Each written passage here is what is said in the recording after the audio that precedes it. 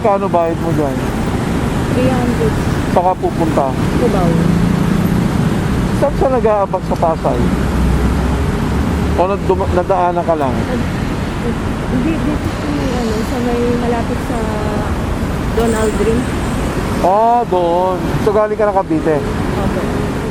Eh di tamang-tama. Pwede ka dyan sumakay. Alam mo yung bus na yan? Ayan, yung bus na yan. Aakyat ka doon sa MRT. Bababa ka dyan, di ba? Pipila ka. Mura lang pamasahe dyan. Tapos, bababaan mo Main Avenue. Magbaba mo ng Main Avenue, may footbridge. Opo. Papunta sa Hypermart. Hypermart, SM. Pagbaba mo doon, sa may kanto, sa may gasolinahan ng Hypermart. Ah, okay. Doon sa may Pitwa doon? Yeah. Saka sumakay. Guadalupe. Magkano bayad mo? 150. Lagi mo ba? Lagi ka bang tumasakay ng habal-habal? Diyan ba yung sa Jollibee? Makatanggal ka yan mo? O ba to? Alin sir? Hindi, yung lisensya mo talaga sir. Ano sir, ORCR. Nagkamali siya ng abot. Ito yung nabot niya. Niloloko na kasi. Oo, mano. Naglalaroan mo na kami na. Hindi po, promise sir. Niloloko nyo na yung batas eh. Hindi po sir. Pero mo Ano ba naman yan? pangatlo. Ito, ikaw. Impulse nyo na yan. Oh. Oo nga, bawal yun. Kasi kawawa yung bata. Hindi na biyahe ko ng gano'n. Nagkakabukay ka lang sa araw sa Ha? dapat mo malapit na ba Tandang sa uwi Boss, pag-taxihin mo na lang sila. Pag-taxihin mo na lang. Hindi na namin kayo pwedeng payagan. Ma'am, mag-taxi na lang kayo. Hindi na namin kayo pwedeng payagan na bumiyahin ng ganyan. No? Tignan mo na lang sila pag-taxi mo nila. Ito kayo yung address na pupuntahan. No? Para malaman niya. Tapos sundan mo na lang yung taxi. No? Ano mabasa mo? Kasi hindi ka mabasa yan eh. Bayad center lang po. No, bayad center lang yan. Hindi na ko pinakuha ni sir ng data.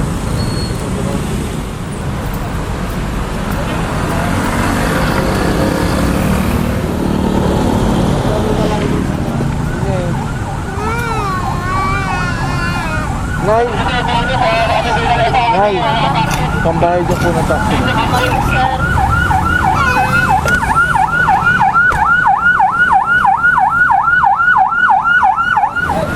Huwag tayo magka-counterflow. Kung gusto mo, sa looban may madadaanan ka rin. Sa looban. Diba? Iangat mo na lang, ilakad mo na lang. Pasok ka doon sa looban. Pwede ba yan? Pwede yan. Hanggang saan ba kayo? Ang ano po kasi sa kasi bago lang po ako dito sa kanila sir eh. Ang ano po, Ano yun ha? Luma na yun ha? Hindi ko na tinatanggap yung Oo bago po. pa ako. Pero ang ano po talaga namin sa Petex nagbababa po talaga ako sa Petex tsaka sa Pasay. Yan po talaga yung, alam naman po ako magsinungaling eh, nandito naman po ako eh.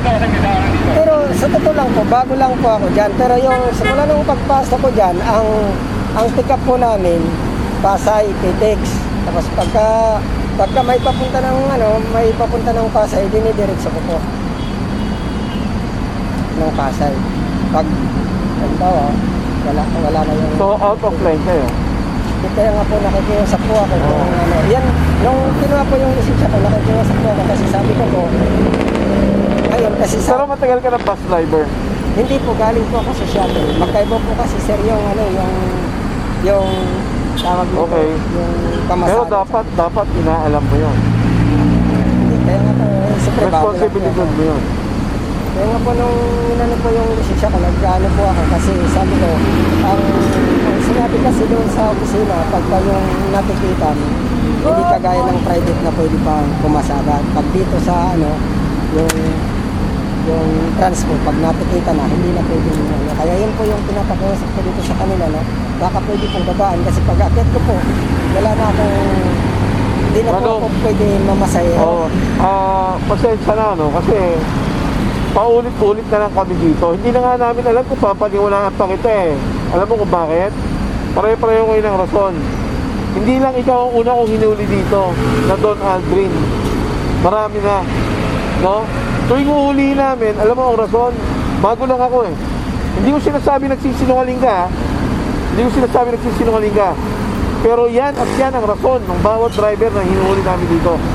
Ay sir, bago lang ako eh. Hindi ko alam na bawal dito. Pero alam nyo na PITX na kayo. Diba? So ngayon, hindi ko sinasabi nagsisinungaling ka. Sinasabi ko pare-pareho, lahat na lang ng driver bago. Kasi bawat mahuli namin yan ang rason. Pasensya na sir, bago na kami. So ang napapansin namin, ginagawang standard na reasoning yan na palusot. Kaya hindi rin namin tinatanggap yan. At hindi rin namin mapapabayaan na porket bago ka, hindi mo na dapat alamin kung ano yung tama. Professional driver's license holder kayo, manong. Malaking responsibilidad yan. Kumpara sa non-pro at saka sa student. So, yung mga palusot yan, hindi na namin tinatanggap. Yan, nakiusap naman po ako na, ang sinabi ko lang po na kasi ganun ang sinabi, titikigan pa rin. Ang pinapakiusap ko na lang naman po na, babaan na lang po yung... Ayaw na namin babaan kasi hindi rin naman kayo natututo. Ang laki-laki na kinikita nyo, yung, ito, kahit na to, itong bayad na to, pipitsugin lang yan sa may-ari, sa operator nyo. Hindi nga kayo sumusunod, ilang beses na namin kayo tinitikitan. Bakit? Kaya yung bayaran. Hindi na po, kasi ang inaano ko po kasi, kahit charge po kasi sa akin yung sir. Yun po yung... di sabihin mo sa kanila, sabihin mo sa akin, i-charge nyo sa akin, kaya nagparapunta sa akin doon, bawal naman. Nakuha mo?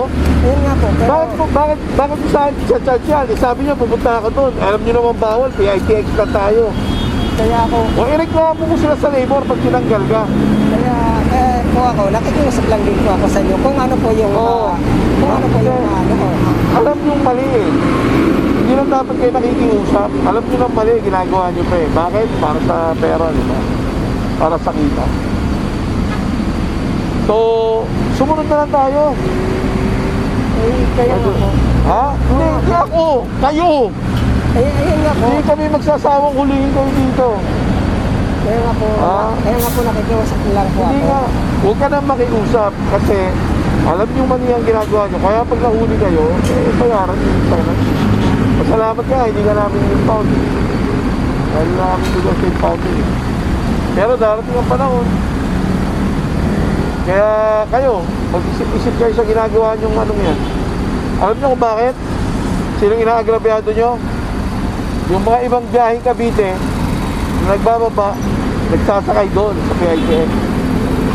Kayo, binabypass nyo yun, kinukuha nyo yung pasahero dito, hindi kayo naghihintay, wala kayong binabayaan sa PITX, happy go lucky kayo. Pagkausap kayo ng LTFRB, yung mga boss mo, pagkausap sila doon, opo, opo, opo, opo, opo, opo. Pero pagdating dito sa alsada, iba ginagawa. Diba? Pagkukuha ng prangkisa, opo, opo, opo, opo, opo. Pagdating dito, bahala kayo sa buhay nyo, wala akong pakialam, basta ako gusto kong kumita. Tama na, Manong, sumunod na lang tayo sa batas. Ha? Sumunod tayo sa batas. Hindi yung boss mo ang batas. Ang batas yung LTFRB saka MND. Kaya ako sir, ang sinabi ko lang po, nakikiusap lang po. Wala naman po ako. Kaya kasi sabi ko nga sa'yo, huwag ka na makiusap. Kasi alam nyo naman eh, ginagawa nyo pa eh. Kasi nila? inaagawan nyo yung mga sumusunod sa batas. Taking advantage kayo. Ang inaagawan nyo yung mga kumpanya, yung mga bus operators sa sumusunod sa panuntunan. Kaya gusto nyo silang gulangan. Gusto nyo silang gulangan, kaya ayaw nyo sumunod. Yung paggugulang na yun, yun ang nakakainis.